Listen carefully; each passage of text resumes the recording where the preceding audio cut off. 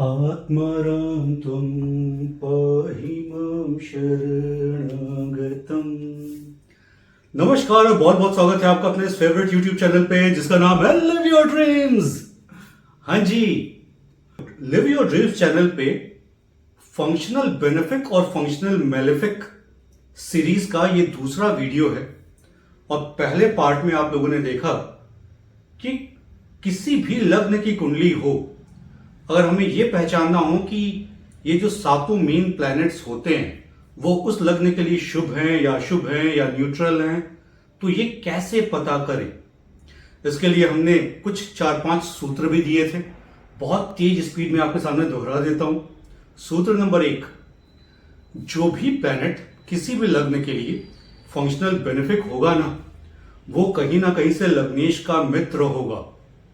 दूसरा सूत्र, जो त्रिकोण के स्वामी होते हैं, ट्राइन लॉर्ड, वो फंक्शनली बेनिफिक होते हैं। तीसरी बात, जो त्रिशदाय भाव के स्वामी होते हैं, त्रिशदाय भाव मतलब कुंडली का 3rd house, 6th house, 11th house, जो इनके मालिक होते हैं वो फंक्शनल मैलेफिक होते हैं, थोड़े अशुभ होते हैं। एक बात और आती है कि जो 2nd हाउस है, जो 8th हाउस है, जो 12th हाउस है, जब हम इनको फंक्शनल बेनिफिक और फंक्शनल मैलेफिक में क्लासिफाई करने जाते हैं तो ये तीनों न्यूट्रल रहते हैं। ऑब्वियस सी बात है, जो इनके बुरे फल हैं वो तो मिलते ही हैं। तो 6th हाउस जो कि त्रिशदाय भाव भी है वो तो बहुत बुरा है, बट 8th हाउस और 12th हाउस को हम थोड़ा न्यूट्रल लेते हैं। हमने केंद्र अधिपति दोष की बात की थी, जिसमें जो सेंटर्स के लॉर्ड हैं, जो केंद्र के मालिक हैं, जो शुभ प्लैनेट्स हैं वो अपनी शुभता छोड़ देते हैं और जो अशुभ प्लैनेट्स हैं वो अपनी अशुभता छोड़ देते हैं। हमने पहले पार्ट में मेष लगन के बारे में बहुत डिटेल में बात की थी। हर एक प्लैनेट उसके लिए शुभ है या अशुभ है, इस पर चर्चा की। हमने राहु केतु की भी बात की थी, जो कि अपनी पोजीशन, एस्पेक्ट और कंजंक्शन के अकॉर्डिंगली शुभ या अशुभ होते हैं। तो आज इस वीडियो के सेकंड पार्ट में टॉरस एसेंडेंट से लेके पाइसेस तक, यानी कि वृषभ लगन से मीन लगन तक, हम सभी प्लैनेट्स को चेक करेंगे। वो इन रूल्स के अकॉर्डिंग इन लग्नों के लिए ये प्लैनेट्स शुभ हैं या अशुभ हैं। तो स्टार्ट करते हैं हम टॉरस साइन से, यानी कि वृषभ लगन से। हाँ जी, शुक्र जो है पहले हाउस का मालिक है, तो पहले हाउस का मालिक होने की वजह से, यानी कि केंद्र और त्रिकोण भाव का मालिक और लग्नेश होने की वजह से शुभ तो होना चाहिए। लेकिन यही शुक्र जो है उसकी मूल त्रिकोण राशि जो है 6th हाउस में पड़ती है, तुला राशि। बहुत सारे लोगों ने यह भी कहा कि भाई अगर लग्नेश की दूसरी राशि 6th, 8th या 12th में भी चली जाए तो भी शुभ होता है। देखिए फिर वही बात, क्या 6th हाउस का फल देना बंद कर देगा वीनस? अगर वो 6th हाउस का फल देता ही रहेगा तो ये कैसी शुभता? ये जो दूसरा कंसेप्ट था कि त्रिशदाय भाव, हाँ जी, 6th हाउस त्रिशदाय भाव भी है। मैंने अपने इसमें कंडीशनल में रखा है शुक्र को वृषभ राशि में। यह अजीब सी बात हुई ना, मतलब मार्च जो कि मेष राशि का मालिक है वो भी कंडीशनली शुभ या अशुभ है, वैसे ही शुक्र जो है ये भी कंडीशनली शुभ या अशुभ है। बहुत सारे लोग आंख बंद करके इसको अशुभ कह सकते हैं, और जो लग्नेश को हर हाल में शुभ मानते हैं वो आंख बंद करके शुभ कह सकते हैं, बट ये कंडीशनल है। हाँ, अब जो बाकी के साइन हैं वृषभ राशि में, जैसे 5वें हाउस का मालिक मरकरी, ये 5वें भाव का भी मालिक है और 2nd भाव का भी मालिक है। दूसरा भाव न्यूट्रल होता है, 5वां भाव शुभ होता है। तो मरकरी वृषभ लगन के लिए फंक्शनल बेनिफिक है, शुभ है। वैसे ही 9th हाउस का मालिक शनि, वो 9th हाउस का मालिक भी है और साथ ही वो 10th हाउस का मालिक भी है। शनि बेहद शुभ होता है, इनफैक्ट योग कारक होता है वृषभ लगन वालों के लिए। अब फंक्शनल मैलेफिक पे आते हैं, अशुभ प्लैनेट्स पे आते हैं। जो त्रिशदाय भाव के स्वामी हैं, जैसे 3rd हाउस का मालिक चंद्रमा होता है, क्योंकि वहां पे कैंसर साइन है। तो चंद्रमा जो है ये फंक्शनल मैलेफिक होता है वृषभ लगन के लिए। वैसे ही जो 11th हाउस है उसका मालिक जुपिटर है। तो 11th हाउस यानी कि त्रिशदाय भाव का स्वामी होने की वजह से वो फंक्शनल मैलेफिक होगा। जुपिटर की दूसरी साइन 8th हाउस में है, एट्थ हाउस यानी कि न्यूट्रल। तो एट्थ हाउस से न्यूट्रल और 11th हाउस का मालिक होने की वजह से फंक्शनल मैलेफिक, ये कॉम्बिनेशन जुपिटर फंक्शनल मैलेफिक ही होता है। फिर जुपिटर और वीनस की भी नहीं बनती, मून और वीनस की नहीं बनती।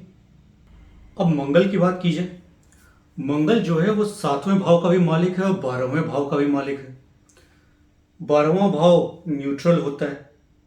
7वां भाव अगर केंद्र अधिपति वाली बात करें तो मार्च अपनी अशुभता छोड़ देता है। लेकिन न्यूट्रल प्लैनेट अगर मारक भी हो तो हम उसको मारक की कैटेगरी में ही ले जाएंगे। तगड़ा मारक है ये वृषभ लगन के लिए, इसलिए इसको फंक्शनल मैलेफिक में ही गिने। अब बात करते हैं मिथुन लगन यानी कि जेमिनी एसेंडेंट की।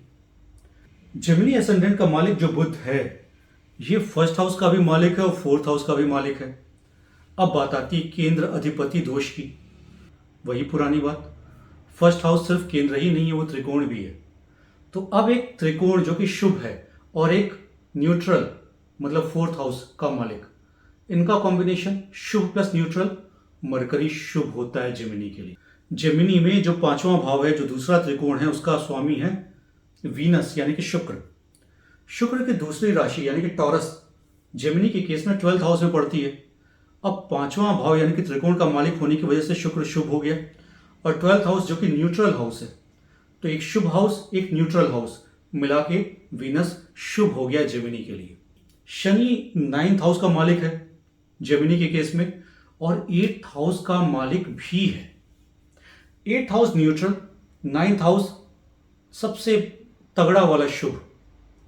तो ये कॉम्बिनेशन जो होता है 8th और 9th का, उसकी वजह से सैटर्न जो कि मित्र भी है मरकरी का, वो भी शुभ होता है जेमिनी लगन वालों के लिए।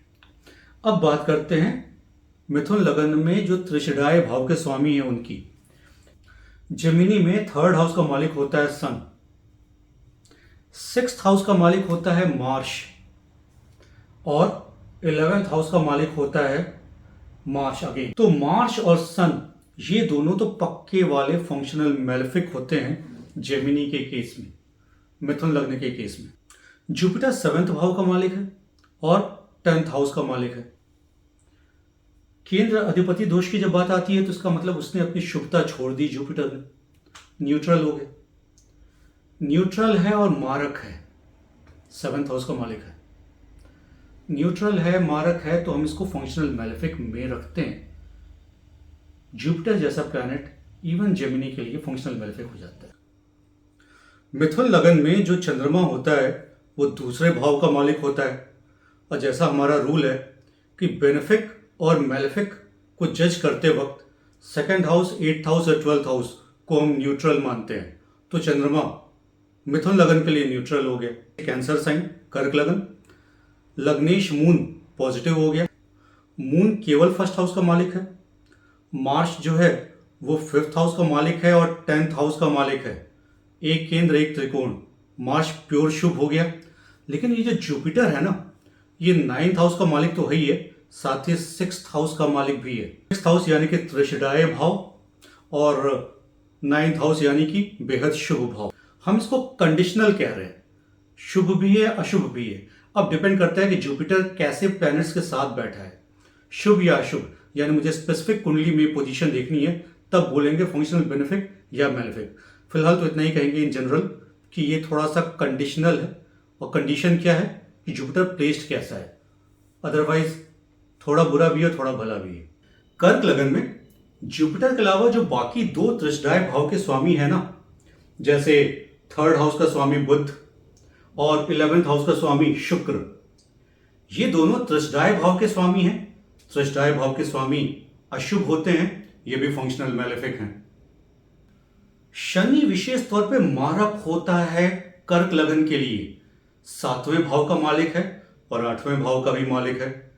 8वां भाव अष्टमेश की अपनी प्रॉपर्टीज तो रखता ही है और 7वां भाव होने की वजह से मारक, तो ये जो कॉम्बिनेशन है कहीं से राहत नहीं मिलती है। शनि तगड़ा मारक होता है कर्क लगन वालों के लिए। सिंह राशि की बात करते हैं तो तीनों त्रिकोण के मालिक शुभ हैं, जैसे मंगल, सूरज, जुपिटर, तीनों त्रिकोण के मालिक शुभ हैं। और जो तीनों त्रिषडाय हैं उनके मालिक अशुभ हैं।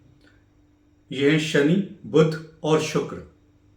बात जब चंद्रमा की होती है, चंद्रमा 12वें भाव का मालिक है और 12वां भाव वो तो न्यूट्रल होता है, तो चंद्रमा न्यूट्रल है लियो साइन के लिए। वर्गो यानी कि कन्या राशि की बात करते हैं।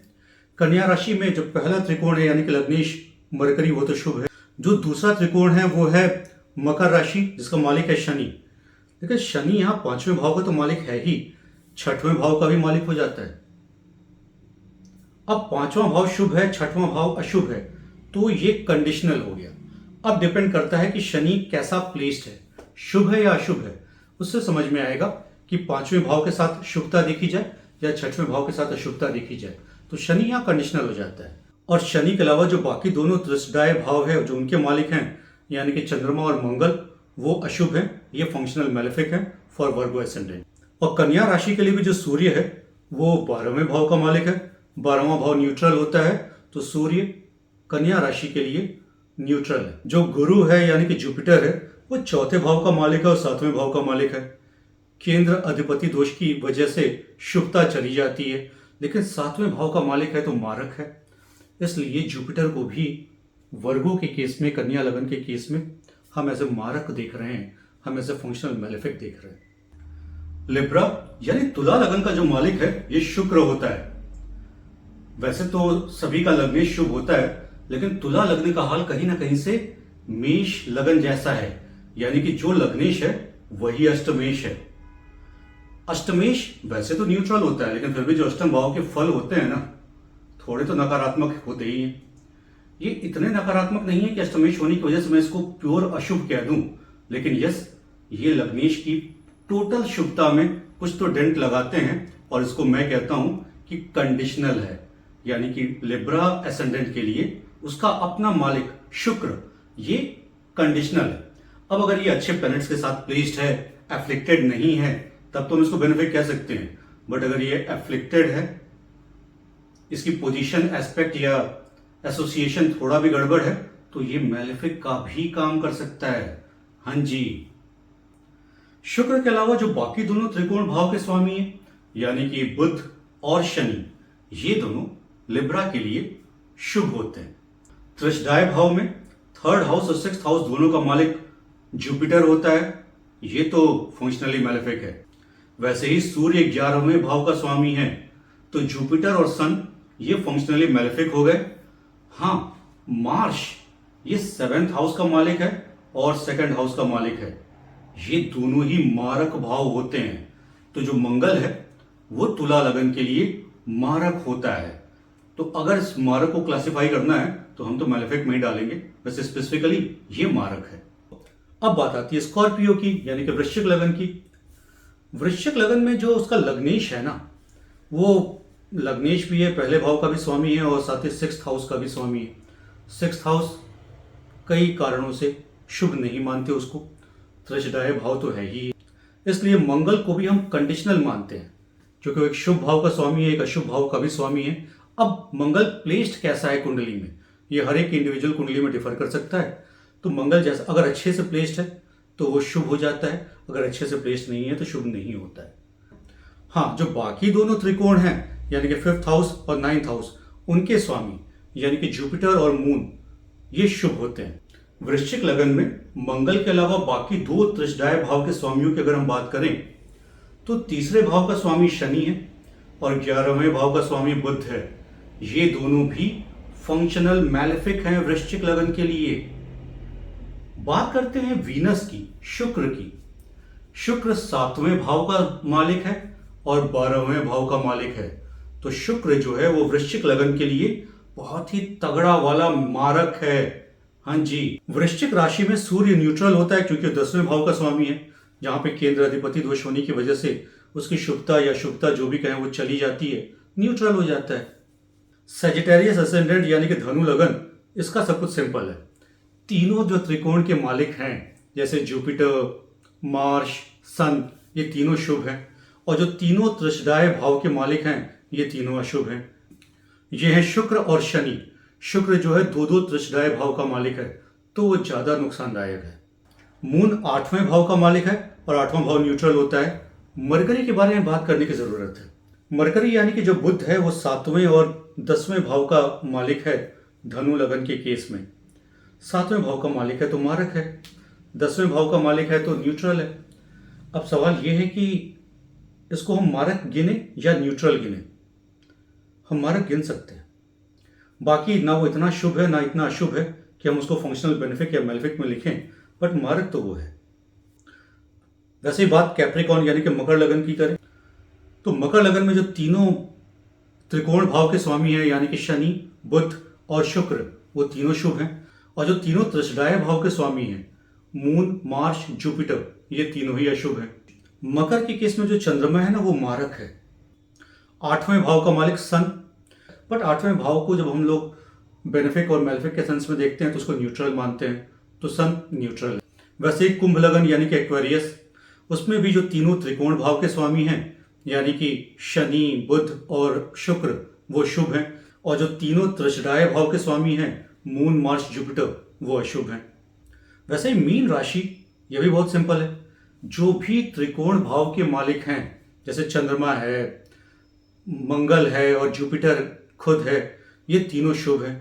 लेकिन जो तीनों त्रसडाय भाव के स्वामी हैं अलॉन्ग विद मारक मरकरी, तो सूर्य, बुध, शुक्र और शनि, ये चारों जो हैं ये मैलेफिक हो जाते हैं। मरकरी सिर्फ मारक होने की वजह से ऐड हुआ है, बाकी तीन तो त्रसडाय भाव के स्वामी हैं ही।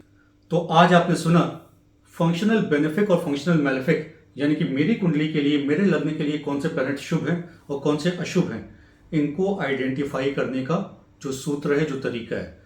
एक छोटी सी बात समझने की ये भी है कि कोई भी हाउस, चाहे वो त्रसडाय भाव ही क्यों ना हो, अगर उनका मालिक उसी भाव में बैठ जाए, यानी कि थर्ड हाउस का मालिक थर्ड में ही बैठ जाए, सिक्स्थ हाउस का मालिक सिक्स्थ में बैठ जाए, 11th का मालिक 11th में बैठ जाए, या इनके मालिक अपने भाव को देख रहे हो, थर्ड हाउस का मालिक थर्ड को देख रहा हो, या सिक्स्थ का मालिक सिक्स्थ को देख रहा हो, 11th का मालिक 11th को देख रहा हो, तो एटलीस्ट इन हाउस से जुड़े फल अच्छे होते हैं। मतलब त्रसडाय भाव के जो मालिक है उनको तो हम कह रहे हैं कि अशुभ है, लेकिन अगर वो अपने ही भाव में बैठे हैं या अपने भाव को देख रहे हैं तो उस कुंडली में एटलीस्ट वो भाव थोड़ा अच्छा फल देगा। यानी त्रसडाय भाव का स्वामी अगर 5वें भाव में बैठा है तो 5वें भाव का तो फल खराब हो सकता है, लेकिन अगर वो 11वें भाव का मालिक है और 11वें भाव को देख रहा है 5वें भाव से, तो भले वो फंक्शनल मैलेफिक हो, लेकिन 11वें हाउस के फल को बेहतर बनाएगा, उसका बुरा नहीं करेगा, अपने हाउस का कभी बुरा नहीं करेगा। तो ये तरीके थे, आज मैंने बताया आपको कैसे आप अपनी कुंडली में शुभ और अशुभ प्लैनेट्स को देख सकते हैं। मैं आपको सलाह दूंगा कि अगर अभी तक आपने मेरे चैनल को सब्सक्राइब नहीं किया हुआ है, बहुत गलत बात है, तुरंत सब्सक्राइब करो। ये नीचे लिंक दिख रहा है सब्सक्राइब का। लंबे समय बाद वापस आया हूं, लेकिन मैंने वीडियो बनाने शुरू कर दिए हैं और आपको यहाँ बहुत काम की जानकारियां मिलने वाली हैं। ज्योतिष से जुड़े बहुत सारी बेसिक बातें, काम की बातें, इवन एडवांस बातें आपको इस चैनल पे मिलती रहेंगी। उम्मीद करता हूँ आपको आज का टॉपिक बहुत अच्छे से समझ में आ गया होगा। फिर भी कोई सवाल रह जाए कमेंट सेक्शन में ज़रूर लिखिए। मेरे सोशल मीडिया पे मुझे फॉलो करिए, वहाँ भी मैं कभी कभी लाइव आता रहूँगा और आपके सवालों के जवाब देता रहूँगा। शूट करते हुए, कट रिकट करते हुए धीमे धीमे मैं देख रहा हूँ कि रात के 12:30 बज चुके हैं। विदा लेने का वक्त आ गया। बहुत बहुत धन्यवाद, नमस्कार, बहुत जल्दी फिर मिलेंगे। जय हिंद।